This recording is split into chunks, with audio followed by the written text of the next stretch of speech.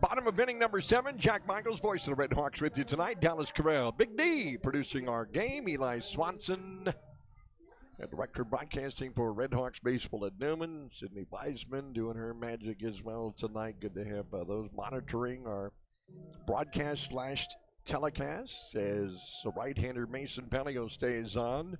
Facing Joe Voss, first pitch fastball away.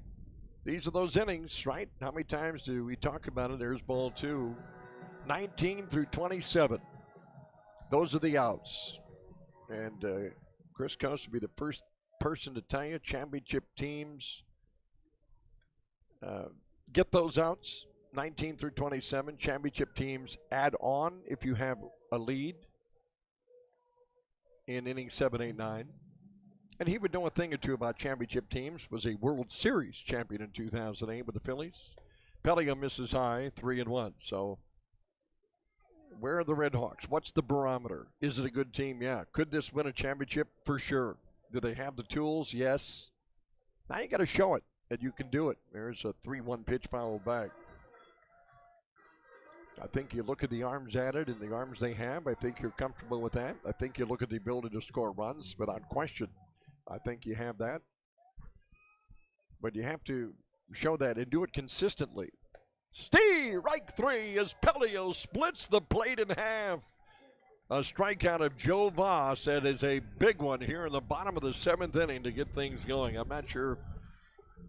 Joe looked like he may have given up on that right away, and that ball just came back over the middle. And big strikeout for Mason Pelio.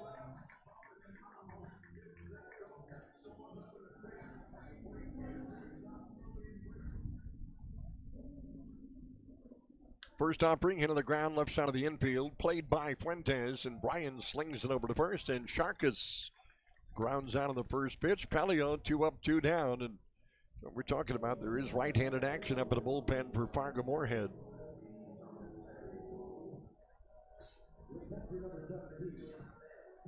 I kind of threw out almost rhetorically the other inning. What game is going to end first? This one here in Sioux Falls or the one in Sioux City? Well, let me tell you, we're in the bottom of the 7th here in Sioux Falls. There's a pitch a little bit inside to Rockenbomber, the catcher. Well, they're in the top of the 7th in Sioux City, and Lake Country was all over the X's, but now that lead has been trimmed. It's 13-11. Lake Country leads by 2 runs. There's ball 2. Yep. And the bad thing about that is that, you know, each team's had to obviously burn some arms up in Sioux City tonight. They start new series. You know, Sioux City is fighting for their playoff lives. There's a strike. They're in 5th place. Now they host Chicago tomorrow.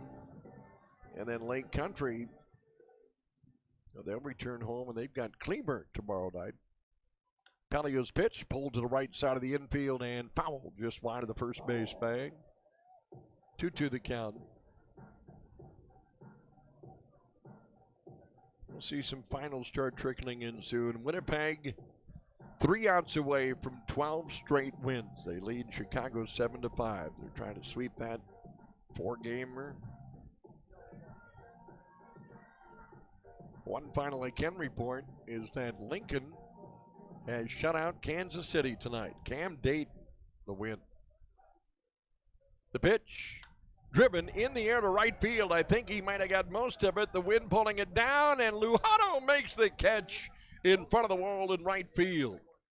Boy, we've had that breeze blowing in from right field throughout the game, and it holds up that ball to right. The Canaries go down in order here in the 7th. We played 7 complete. It's Fargo-Moorhead 10, Sioux Falls 7. This is Redhawks baseball.